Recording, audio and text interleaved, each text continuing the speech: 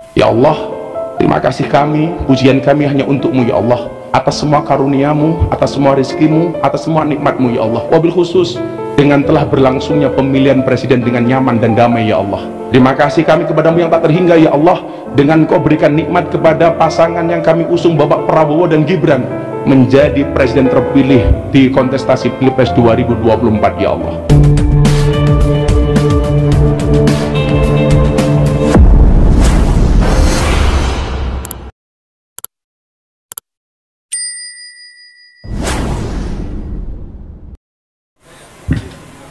Assalamualaikum warahmatullahi wabarakatuh. Bismillah, alhamdulillah, salatu wassalamu ala rasulillah Sayyidina Maulana Muhammad ibni Abdillah, wala hawla wala quwata illa billah, amma ba'd.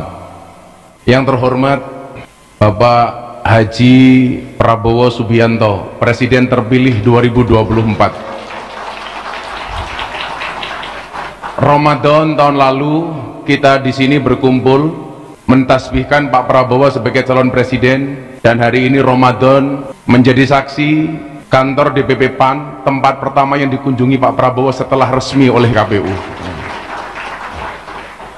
Kita semuanya bisa belajar dari Pak Prabowo bahwa sukses itu melalui banyak proses, bukan banyak protes. Semoga Pak Prabowo sehat dan panjang umur. Amin.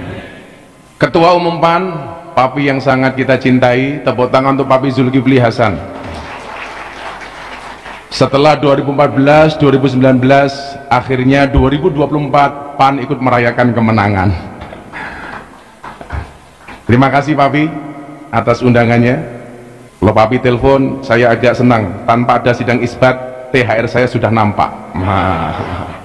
Tokoh-tokoh senior, Bapak Hatta Rajasa, dan Bapak Ibu sekalian yang saya muliakan, 18 menit menjelang buka puasa, alhamdulillah pas, karena Pak Prabowo 08 pas 18 menit.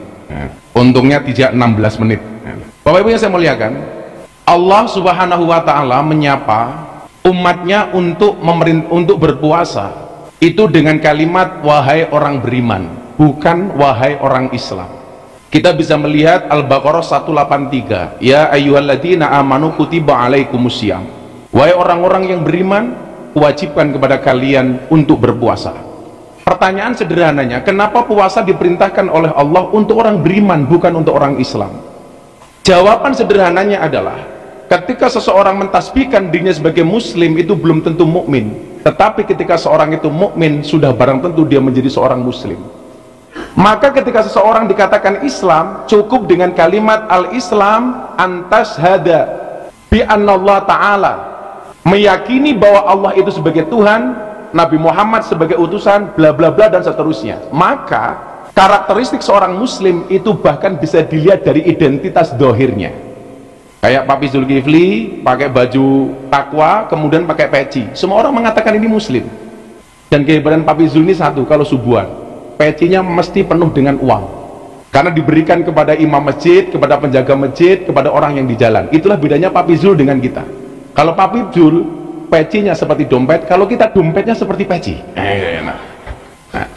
Hanya dari karakter muslim dilihat dari pakaiannya. Ibu-ibu pakai pakaian muslimah, Anda dikatakan Islam hanya melihat pakaiannya. Makanya kemudian orang Indonesia banyak gagal paham ketika harus membedakan mana budaya, mana agama. Contoh peci. Peci ini bukan agama tapi budaya. Maka namanya songkok nasional, bukan songkok Islam. Maka orang Kristen, orang Katolik, orang Hindu, orang Buddha itu juga berhak menggunakan peci. Itulah alasan kenapa saya menggunakan belangkon. Karena muslim tidak harus berpeci, tapi juga boleh pakai belangkon. Ini kalau saya di Arab, belangkon saya ini masyhur.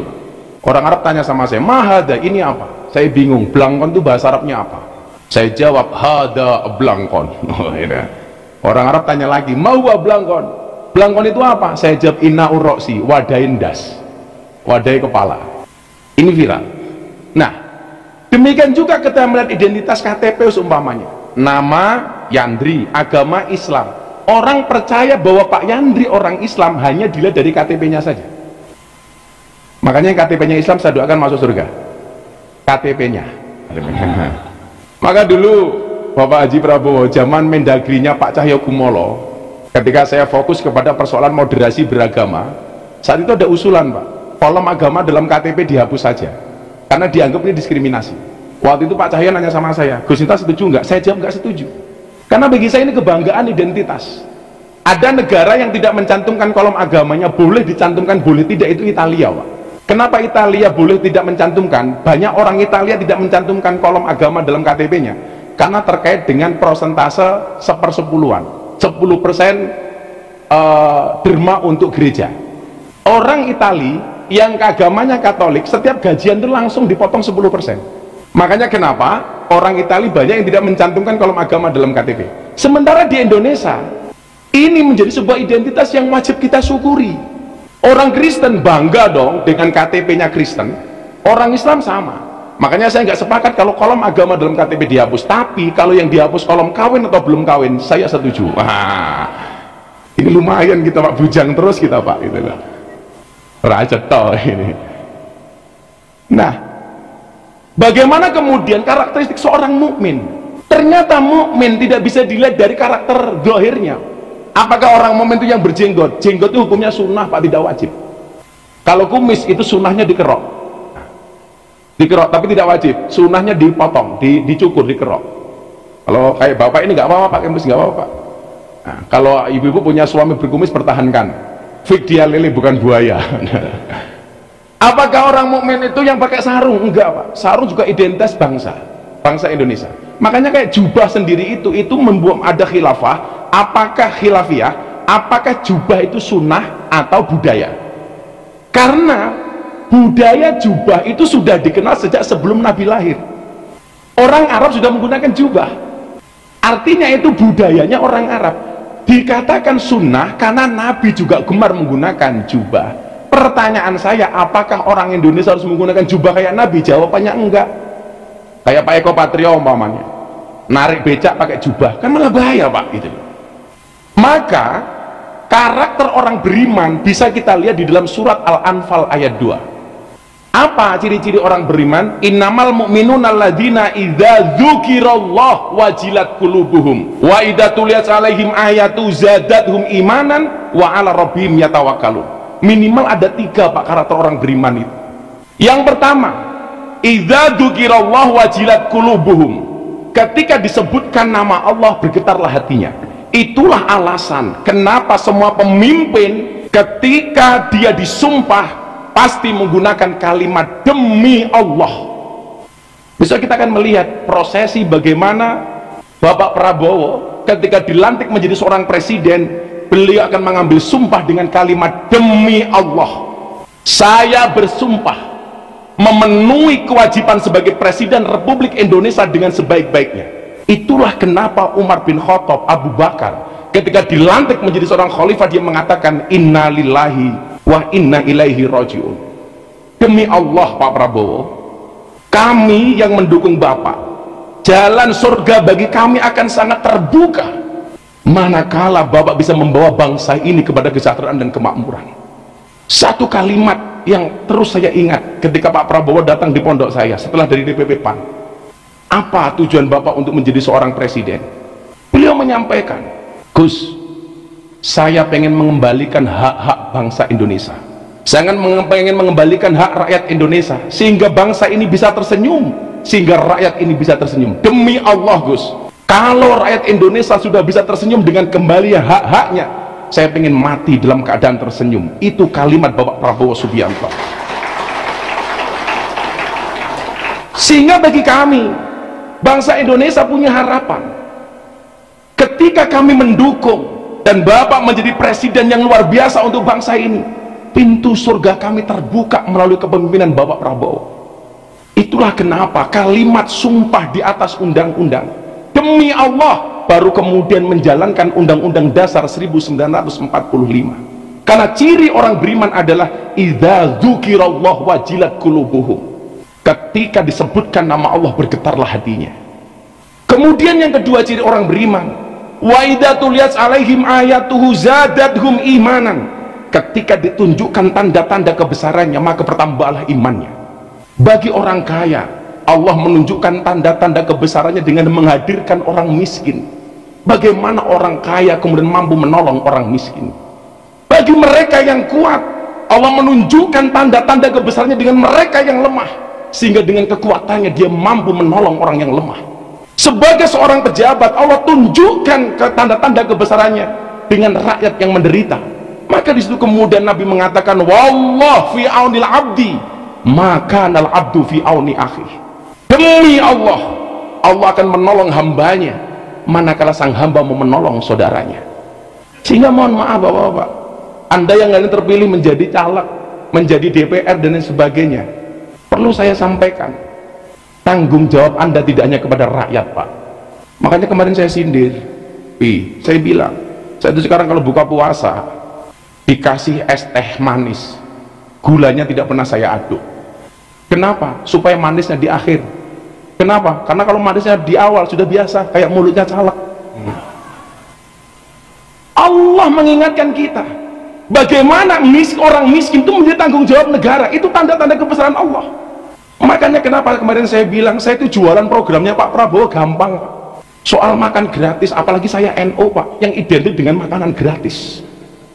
Ketika Nabi Ibrahim membangun Ka'bah bersama Ismail, Ka'bah selesai, Allah datang kepada Ibrahim. Apa kata Allah kepada Ibrahim? Ya Ibrahim, wahai kekasihku Ibrahim, luqmatan fi batni ja'i, satu suap nasi di perutnya orang miskin, khairun indi, itu lebih baik bagiku kata Allah, min bina'il Ka'bah, daripada membangun Ka'bah. Ka'bah yang begitu fenomenal, derajatnya menurut Allah itu lebih baik bagi Allah ketika kita menyantuni orang miskin, ketika kita menolong orang miskin. Dan ini tugas negara, Pak. Dan ini menjadi program prioritas bagi Pak Prabowo. Sehingga sering saya sampaikan, orang kaya itu dikatakan al-ghina man qana'a wal fakir man toma'a. Orang kaya itu adalah orang yang merasa cukup, sementara orang fakir itu adalah orang yang toma. Calon-calon anggota DPR PAN ingat ya, toma itu hurufnya ada 3, Pak. Tok, mim, ain. Bentuk tiga-tiganya gak ada yang bagus, Pak. Tok bokongnya besar, badannya kecil. Mem kepalanya besar, kakinya kecil. Yang paling celaka ain, Pak. Mulutnya besar, perutnya gede, Pak. Hati-hati, Pak. Makanya saya bilang, ideanya pemimpin itu ya harus kaya dulu baru jadi pemimpin, bukan jadi pemimpin baru kaya. Orang yang sudah selesai dengan urusan pribadinya itu baru ideal untuk menjadi pemimpin. Contoh kecilnya, saya bilang dulu ketika saya membangun pondok, warga tanya, istri saya tanya sama saya begini, Beb, kalau saya manggil istri ya tergantung suasana hati lah. Kadang-kadang juga saya kan, syaitonir rajim ini. Abah bangun masjid dulu apa rumah dulu? Saya jawab, saya bangun rumah dulu. Loh, kenapa bukan masjid dulu, Bah? Saya bilang, kalau saya bangun masjid baru bangun rumah itu akan jadi fitnah. Begitu masjid jadi saya bangun rumah, orang akan mengatakan lumrah Miftah bisa bangun rumah dapat sisa semen dari masjid. Makanya Nabi itu jadi saudagar kaya. Beliau menjadi direktur utama perusahaan ekspedisinya Siti Khotijah. Makanya begitu menikah mas kawinnya berapa? 20 ekor unta.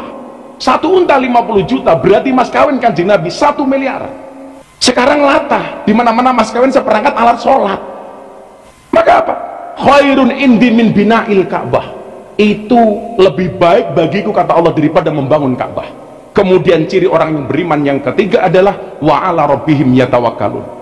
Atas semua ikhtiar yang sudah kita lakukan, ketika Nabi Musa diperintah oleh Allah untuk melawan Fir'aun, ini kalau pakai nalar, Pak, nggak pakai iman, nggak laku, Pak. Musa itu anak angkatnya Fir'aun. Ibunya Musa melahirkan Musa itu mau dibunuh sama Fir'aun karena laki-laki. Kemudian ibunya Musa menghanyutkan bayi Musa ke sungai. Dia berhenti di belakang kerajaan Fir'aun, ditemu sama istrinya Fir'aun namanya Siti Asyah, dibawa pulang. Kemudian Fir'aun bertanya, itu siapa? Bayi. Laki-laki perempuan? Laki-laki. Bunuh kata Fir'aun. Tapi apa kata istri Fir'aun? Jangan kamu bunuh mas, dinego sama Siti Asyah. Ini bayinya datang sendiri, sementara bayi yang harus kamu bunuh itu bayi yang kamu cari. Jangan kamu bunuh mas. Delalah, Pak. Fir'aun manut. Maka sejarah mencatat sejak saat itu laki-laki kalah sama istri, Pak, gitu loh. Itulah kenapa saya benci sama Fir'aun, Pak, gitu loh. Ketika dewasa, Allah sampaikan kepada Fir'aun, Fir'aun, kamu musuhi bapak angkatmu. Kenapa? Dia ngaku Tuhan. Kalau pakai ini Pak, nggak masuk. Kenapa? Fir'aun raja, punya banyak kuasa, punya banyak pasukan. Tapi Fir'aun kemudian mengatakan, kalau ini perintah Tuhan saya lakukan. Begitu perang, pertanyaan saya, Musa menang apa kalah? Kalah Pak. Buktinya Musa lari. Begitu Musa lari ketemu dengan lautan, dia berhadapan-hadapan dengan Fir'aun. Lari masuk lautan, kembali dihajar sama Fir'aun. Apa yang membedakan mereka berdua? Bedanya satu Pak, sehebat-hebatnya Fir'aun merasa dirinya adalah Tuhan, sementara selemah-lemahnya Musa di dalam hatinya ada Tuhan. Sehingga kemudian mereka, apa yang terjadi? Allah memberikan pertolongan kepada Musa dengan memenangkan Musa dengan jalan lautan yang terbelah menjadi jalan. Hari ini mohon maaf, ketika banyak orang insecure dengan bangsa Indonesia, orang lupa bahwa bangsa Indonesia adalah bangsa yang beriman. Untuk itu mari kita berdoa kepada Allah Subhanahu wa taala, mudah-mudahan Bapak Prabowo Subianto bisa membawa bangsa ini ke arah bangsa yang baldatun thayyibatun wa rabbun ghafur. Bismillahirrahmanirrahim. Allahumma shalli ala sayyidina Muhammad wa ala ali sayyidina Muhammad walhamdulillahi rabbil alamin. Ya Allah, terima kasih kami, pujian kami hanya untuk-Mu ya Allah, atas semua karunia-Mu, atas semua rizki-Mu, atas semua nikmat-Mu ya Allah. Wabil khusus dengan telah berlangsungnya pemilihan presiden dengan nyaman dan damai ya Allah. Terima kasih kami kepadamu yang tak terhingga ya Allah, dengan Kau berikan nikmat kepada pasangan yang kami usung, Bapak Prabowo dan Gibran, menjadi presiden terpilih di kontestasi Pilpres 2024 ya Allah. Ya Allah ya Rabb, tunjukkanlah kepada mereka bahwa yang benar itu benar, dan Engkau memberikan kekuatan kepada mereka untuk menjalankan kebenaran itu ya Allah. Dan tunjukkanlah kepada mereka ya Allah bahwa yang salah itu salah, dan Kau memberikan kekuatan kepada mereka untuk meninggalkan kesalahan itu ya Allah. Birahmatika ya arhamar rahimin. Rabbana atina fid dunya hasanah wa fil akhirati hasanah wa qina adzabannar walhamdulillahi rabbil alamin. Mudah-mudahan puasa kita diterima oleh Allah Subhanahu wa taala. Allahumma laka sumtu wa bika amantu wa ala rizqika aftartu dhahabat dhama wa btallatil uruq wa sabatal ajru insyaallah. Terima kasih. Assalamualaikum warahmatullahi wabarakatuh. Assalamualaikum.